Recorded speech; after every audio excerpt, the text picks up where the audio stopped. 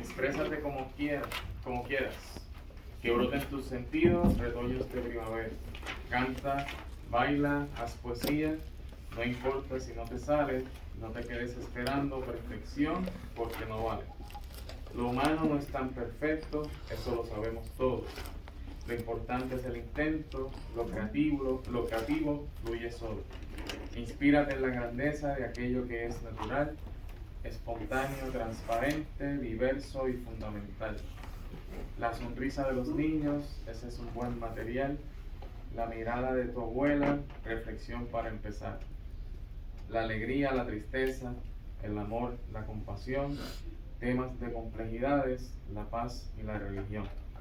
Expresa de forma limpia aquello que tienes dentro. Agradécele a la vida por cada fallido intento. Ser creativo no es esfuerzo, es solo dedicación. Persevera hasta que alcance tu alma su propia voz. Elcira Martínez Chacón. Muy buenas tardes a todos, espero que hayan tenido un buen periodo del almuerzo. Les damos la bienvenida a la presentación de El cerebro del adolescente. Les pedimos que tengan consigo su libreta y lápiz para que puedan hacer anotaciones sobre la presentación. Y si tuvieran alguna pregunta y el tiempo así no los permite, la van a anotar y entonces al final de la presentación se las contestamos. Esta presentación es tipo impresionista, así que espero que la disfruten. Desde que vio la luz por primera vez, su principal preocupación había sido comer. Siempre que podía, comía y crecía a un ritmo acelerado. Al principio era lenta y torpe, pero poco a poco se iba sintiendo más fuerte y sus movimientos eran cada vez más precisos y ágiles, ajena a lo que le esperaba. No le importaba demasiado el mundo que le rodeaba. Se sentía suficientemente segura para dedicarse a su labor principal, hacerse mayor. O tal vez era demasiado ingenua para preocuparse por los peligros del mundo exterior que podrían estar afectándola.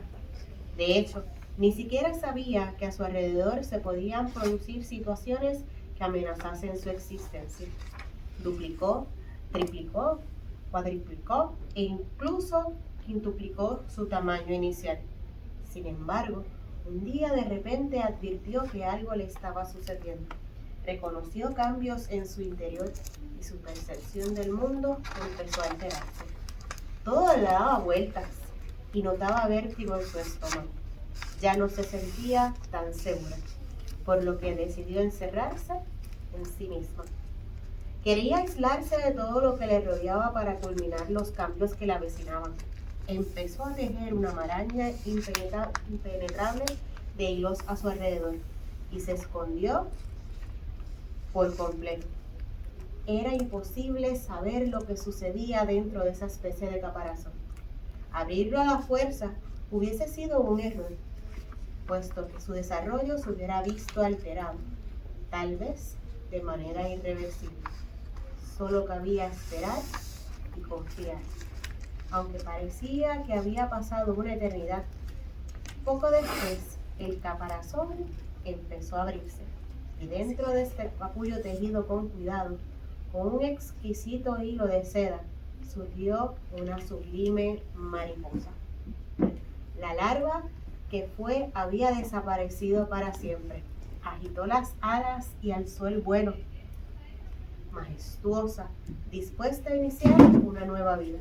Encerrada dentro de su habitáculo de seda, había experimentado una magnífica metamorfosis que le permitió transformar su morfología infantil en la típica de un adulto y modificar su comportamiento. Estaba lista para volar y el mundo desde una perspectiva completamente diferente poder ver. Jamás nada volvería a ser igual. Así que con esta pequeña lectura sobre el ciclo de la mariposa, quiero invitarles a un área, pero necesito que sean totalmente cuidadosos porque para donde vamos tenemos un gran peligro. vamos para un área que está en construcción. Así que los voy a invitar a acercarse con mucha precaución y por favor no me pasen los límites que les estoy poniendo, porque vamos a acercar a este cerebro del adolescente.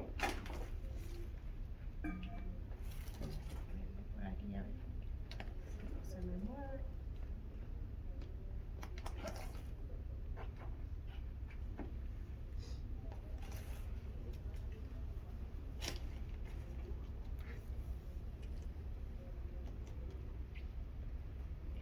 Quiero invitar al cerebro del adolescente que precisamente está bajo construcción.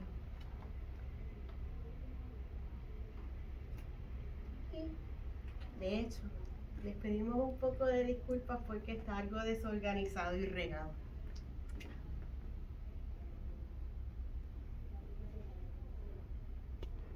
Para saber y comprender el comportamiento del adolescente, muchas veces nosotros le decimos que es imprescindible, que son volátiles, que a veces nos traen más preguntas que respuestas, y hablamos muchas veces de rebeldía.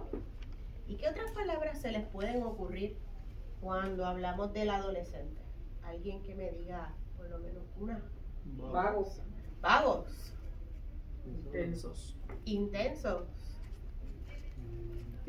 Tímidos, escuché por ahí, inseguros. Pero muchas veces tendemos a resumirlo todo como hormonas descontroladas, esos rebeldes sin causa. Son palabras y frases que utilizamos para explicar esos patrones erráticos que tienen y su comportamiento. Los adultos, y nos tenemos que incluir como maestros, nos preguntamos, ¿por qué ellos no pueden comportarse como adultos? ¿Alguno de ustedes sabe la respuesta? Que no lo son. Simplemente, exactamente, porque es que no lo son. Pero no es porque no lo son, porque les falta edad, les falta estatura. Es simplemente porque su cerebro no está listo. Ellos no actúan como adultos porque no pueden pensar como adultos. Ellos están navegando, por decirlo de cierta forma, en un huracán cerebral. Están en medio de esa tormenta y sin ningún tipo de ayuda. No existe GPS, no existe una brújula que los dirija. La adolescencia es un tiempo de gran vulnerabilidad. El cerebro está creciendo y cambiando mientras se añade materia gris y se podan sinapsis viejas. Ya empezó la presentación con palabras raras. No se preocupe que ya mismo las vamos a discutir. Las decisiones que un adolescente toma durante este tiempo de su vida afectan potencialmente su cerebro por el resto de ellas. Nosotros como adultos podemos asegurarnos de que nuestros hijos, sobrinos, ¿verdad?, familiares, no estén expuestos mucho tiempo quizás a las redes sociales, a la tecnología, a los servicios de streaming, de películas, de series, videojuegos, aparatos electrónicos y otras actividades que son pasivas. Sin embargo, cuando van pasando los años, ese control que de cierta forma tenemos sobre los niños no es igual con los adolescentes. Ellos son dueños de su destino y determinan el futuro de sus cerebros. Nuestra influencia es menos efectiva en el adolescente porque estamos más pendientes de lo que sucede con nuestros padres. Para poder trabajar con ellos, debemos comprender un poco sobre el cerebro. El cerebro está compuesto por dos tipos de células. Están las células gliales y las neuronas. Las células gliales son esa pega que mantienen todas nuestras células juntas. El 90% de nuestras células del cerebro son células gliales. Así que tenemos el cerebro lleno de pega. Nuestras neuronas, vamos a ver si encuentro las neuronas por aquí. Nuestras neuronas son el otro 10% de las células de las que están compuestas nuestro cerebro. Estas neuronas son las células asociadas con el aprendizaje. Están compuestas de dendritas y un axón. Las dendritas son las que reciben la información de otras neuronas. Esas neuronas que tenemos aquí, cada vez que se realiza una nueva conexión, ellas como que se conectan. Así que, y cada uno de estos pelitos que ven por aquí vendría siendo, ¿verdad? Esa nueva conexión que va surgiendo con esa experiencia. En una sola neurona, una sola, puede tener un promedio de 1000 conexiones. Eso, pero podría tener muchas más. Así que cada vez que nosotros recibimos alguna información, dice, ya entendí, ese aha moment, esas neuronas están conectándose y creando, ¿verdad? Esas dendritas. El aprendizaje no se daría si nosotros tuviéramos las neuronas separadas. El axón es esta conexión larga que envía información desde las dendritas de una neurona a las dendritas de otra. Así que tenemos muchas, ¿verdad?, conexiones en nuestro cerebro. Ese espacio entre el axón y la dendrita es lo que nosotros conocemos como la sinapsis. Esa sinapsis es nuestra conexión. Y como le dije muchas veces, esa sinapsis es cuando se nos prende la bombilla. Se prendió el bombillo, se te ocurrió algo maravilloso, hiciste una conexión, pues entonces tenemos eso que se llama la sinapsis. Y por lo general, cuando eso sucede, las neuronas están en todo su esplendor. La corteza cerebral y el hipocampo están también involucrados en el aprendizaje. Pero vamos a ir uno a uno para que ustedes puedan entender. Vamos a hacer algo aquí para que se pueda ver.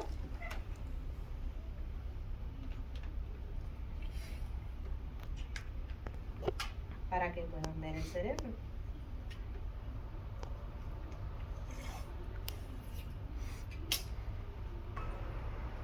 La corteza cerebral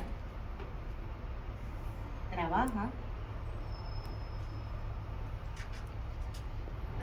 con los patrones, integra información y estructura. Aprende aquello que considera que es importante. Es el lugar de pensamiento de alto nivel y la conciencia de sí mismo. Nos permite resolver problemas, pensar críticamente y tomar decisiones.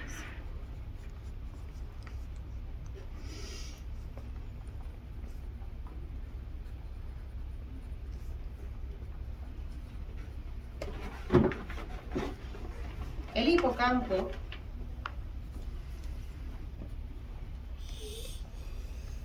trabaja los datos, detalles, o sea, todo aquello que sea la memoria. Crea nuevas dendritas y sinapsis durante la adolescencia y lo que aumenta la memoria a corto plazo durante esta etapa. Por eso es que quizás nuestros jóvenes son buenísimos aprendiéndose un material, lo que llamamos embotellando fechas, fórmulas, pero después de que pasa la evaluación, quizás le preguntamos y no lo recuerda. ¿Por qué? Porque no se quedó en su corteza cerebral. No hicieron la conexión de que fuera importante. Así que muchas veces las tareas mentales requieren comunicación entre ambos hemisferios del cerebro. El cuerpo calloso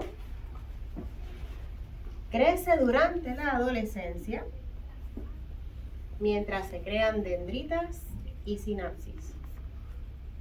El fortalecimiento del cuerpo calloso permite al adolescente entenderse mejor a ellos mismos en relación con otros. Esta es una de las partes del cerebro que los convierte en adultos.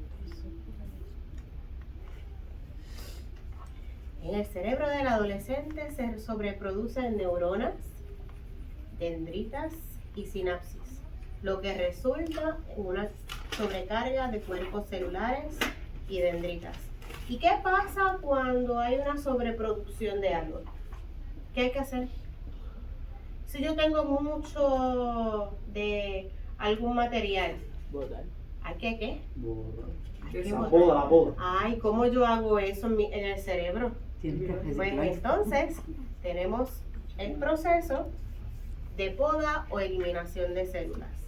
Para eso vamos a cortar todo aquello que no necesitamos. El cerebro selecciona las neuronas más fuertes o usadas para que permanezcan. Así que un niño tiene más sinapsis y neuronas que un adulto y redunda en lo rápido que aprenden. Por eso es que decimos que los niños tienden a ser como esponjas. ¿Por qué? Y María Montessori le hablaba como la mente absorbente. Ellos 2 o 3 veces pueden practicar un material y lo van a recordar. ¿Verdad? Y todo lo que usted diga al frente de un niño, tenga cuidado porque puede ser utilizado en su contra. ¿Cuántos de ustedes quizás tienen hijos o algún niño pequeño en su familia? Y tú dices, yo te lo doy ahorita, tranquilo. Y bueno, me dijiste que me lo ibas a dar y no me lo has dado. Él no se va a olvidar porque para él eso era importante. Así que, según van pasando los años, esa realidad de que lo van recordando todo, eso va cambiando. La sobreproducción de neuronas y sinapsis permite que el adolescente se destaque en áreas que ya le interesan, como la lectura, la ciencia, la solución de problemas. Eso sí, aquellas sinapsis que no se utilizan son podadas y son perdidas para siempre. Así que me enseñaron a multiplicar en los grados pequeños, vino la pandemia y yo hacía las tareas desde casa. Adiós a las tablas de multiplicar. Me enseñaron a escribir correctamente una palabra, pero como ya lo hago desde la computadora que tiene el autocorrector, se me olvidaron las reglas de acentuación, si se escribía con S, con C. Y eso no quiere decir que una vez algo se podó del cerebro, no lo podemos volver a aprender. Sí se puede. Lo que pasa es que nos va a dar más trabajo, porque esa conexión, para que sea permanente, debe ser utilizada frecuentemente. Así que eso también pasa. Por ejemplo, nos vamos a vivir a otro país, por lo general a Estados Unidos, y los niños adquieren el lenguaje y lo aprenden rapidito. Y a los adultos les puede pasar. A mí me pasó con la cocina. Y a los adultos, ¿qué pasa con el lenguaje? Nos da más trabajo. Bien, ¿verdad? Porque ya se han ido cortando esas sinapsis que no utilizamos. La adolescencia es la oportunidad perfecta, así que podríamos decir la oportunidad dorada para construir un mejor cerebro, de la misma forma que para perder su potencial. Es en la adolescencia en que se comienza el interés, ay, qué cosa más mala, escuche bien, de encontrar pareja y de ser parte del grupo social. Por toda nuestra reconstrucción en el cerebro, este tiende a estar desorganizado, ser espontáneo y propenso a malinterpretaciones. Entra a un cuarto de un adolescente. Así mismo como está el cuarto de ellos, que es un desorden muchas veces, ese mismo desorden lo tienen en su cabeza. Los lóbulos parietales procesan información sensorial, o sea, la vista, el sonido y el olor. Los lóbulos temporales procesan el lenguaje y el comportamiento emocional. El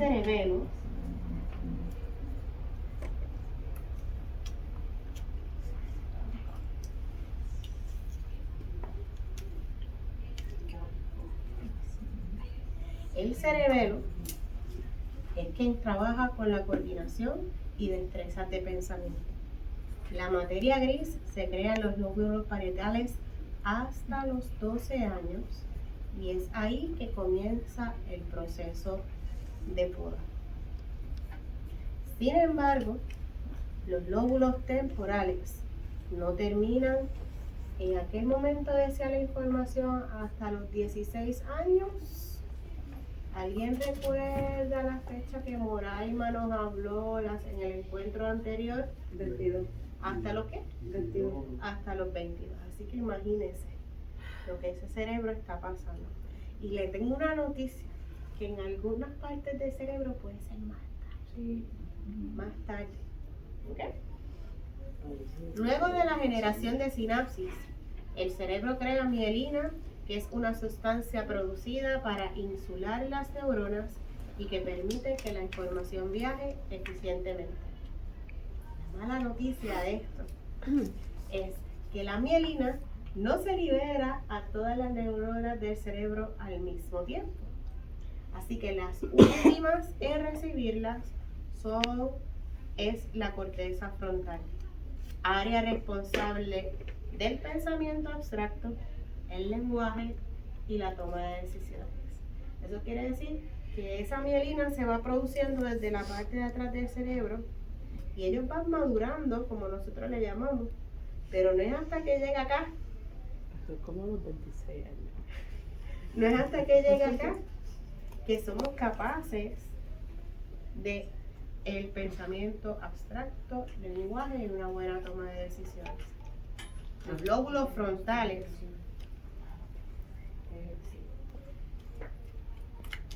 se encargan de domar a la bestia interior, humanizando nuestra naturaleza y dando la mejor versión de nosotros.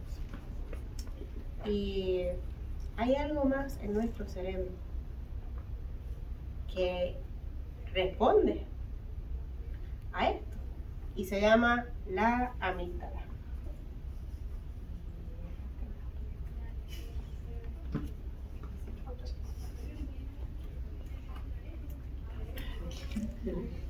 La amígdala es el órgano que controla ese tumulto de emociones que vamos a tener. Cuando nos enfrentamos a una situación, el cerebro del adulto responde desde los lóbulos frontales. Claro, ya la mielina llegó acá. Y menos desde la amígdala que responde. Así que respondemos lógicamente a una situación. Por el contrario, el adolescente reacciona desde la amígdala y responde al estímulo de sus emociones, lo que puede hacer que tome pobres decisiones. Y ahí vienen las famosas frases: no me digas qué hacer, te odio, es que tú no me entiendes, ya yo no quiero vivir en esta casa. ¿Por qué? Porque te está hablando desde la emoción. Así que para poder comprender a ese adolescente que tenemos en nuestros ambientes, es sumamente importante poder saber comprender, entendernos, que muchas veces ellos no están respondiendo desde la parte de atrás del cerebro, desde su amígdala. Le falta mucho para que esa mielina vaya insulando esas neuronas, esas conexiones, y que puedan tomar decisiones sabias. ¿Qué nos queda a nosotros como guías? Nos queda fortalecer todas esas conexiones para que no se vayan en la poda. Conexiones que no necesariamente todas tienen que ser de forma académica. Cómo comparto con un compañero, cómo yo me puedo manejar en un momento de crisis. sabiendo que la crisis que yo puedo tener hoy, que ese adolescente puede tener hoy, a lo mejor yo no lo veo como una crisis, porque lo estoy pensando desde, ¿verdad? Desde mi punto de vista. Pero para él sí es una crisis. Así que les invitamos una pequeña introducción del cerebro del adolescente. Antes de ir a la parte que tiene nuestro compañero Jan, quisiera saber si hay alguna duda o pregunta sobre el cerebro.